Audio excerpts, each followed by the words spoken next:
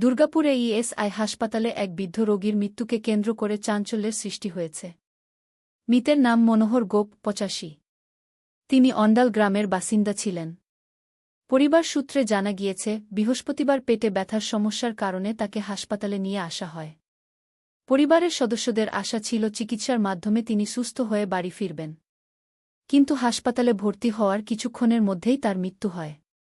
মৃতের পরিবারের অভিযোগ, হাসপাতালের সিস্টার ও স্বাস্থ্যকর্মীদের গাফিলতি এবং উদাসীনতার কারণেই এই মর্মান্তিক ঘটনা ঘটেছে।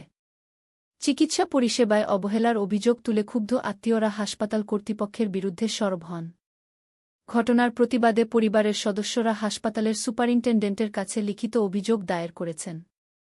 অন্যদিকে হাসপাতাল কর্তৃপক্ষ জানিয়েছে, ঘটনার তদন্ত করে পুরো বিষয়টি খতিয়ে দেখা হবে। আমি আজকে মোটামুটি 11টা নাগাদ ইএসআই হসপিটালে আমি বাবাকে ভর্তি করি।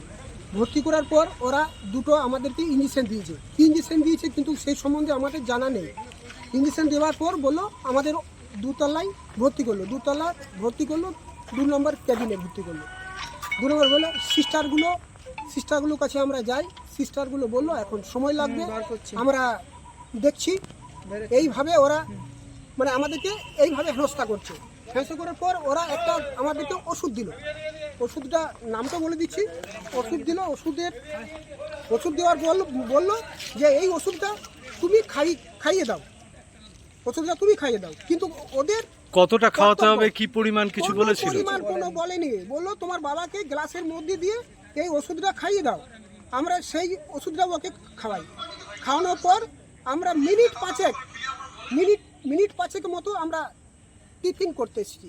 আমরা দুজনেই ছিলাম। দুজনে বললো না, দুজন এখানে থাকা যাবে না, তোমরা একজন থাকবে। আমি নিচে এলাম, ভাই ছিল। বাবা বললো যে আমি অল্প জল খাবো। জল আনতে গিয়েছি। জল আনার সাথে সাথে আমরা কিছুক্ষণ পর যাই। কিছুক্ষণ পরে দেখলাম যে একদম পুরো হাত পা একদম স্টপ হয়ে গেছে। যখন নার্সদের কাছে যাই, নার্সরা দেখে অবাক।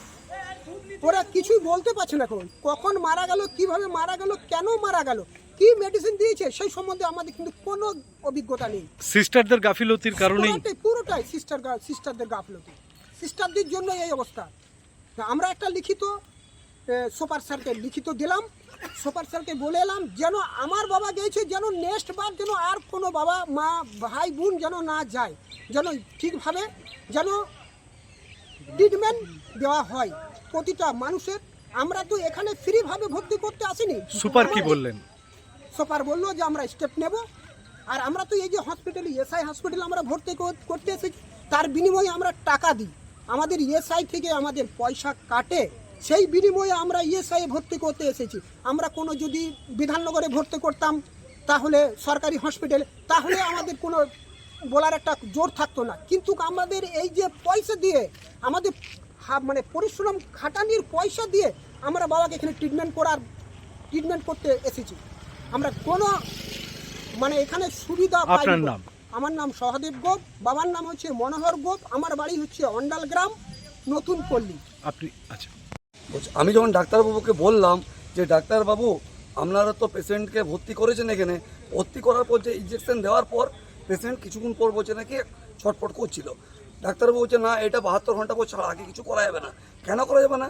একটা পেশেন্ট যদি ছটফট করে তার জন্য তো কোনো ব্যবস্থা নিশ্চয় আছে, সে ব্যবস্থাটা এরা করেনি এখানে। এদের তো এটা পুরোপুরি গাফিলতি।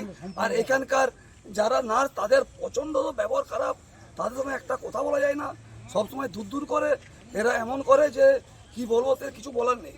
কিন্তু এই একটাই জিনিস আমি বলছি যে পেশেন্ট যখন ছটফট করছিল তার তো কোনো ব্যবস্থা আছে, তার তো ডাক্তারের কোনো ব্যবস্থা আছে। পেশেন্টটা ছটফট করছে, তার তো কোনো ব্যবস্থা করার জায়গা আছে, সেটা তো করেনি কেন? এইটা আমার হচ্ছে বলার বক্তব্য। আপনার নাম? আমার নাম চঞ্চল পাল। আমার বন্ধুর পাশের বাড়ি, আমার সব পাড়ায় সব আমাদের।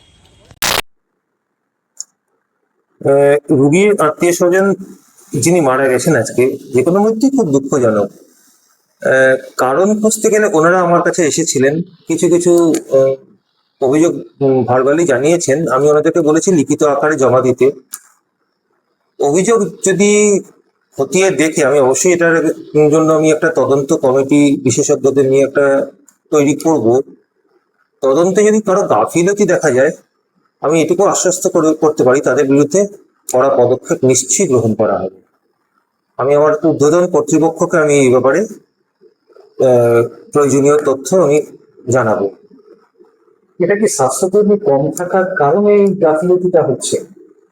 এটা স্বাস্থ্যকর্মী কম থাকার কারণে নয়, এটা ওনাদের যে বক্তব্য যেটা সেটা, সেই বক্তব্যটা যদি লিখিত আকারে আমি পেলে আমি এই ব্যাপারে একদম স্পেসিফিক হয়তো বলতে পারবো।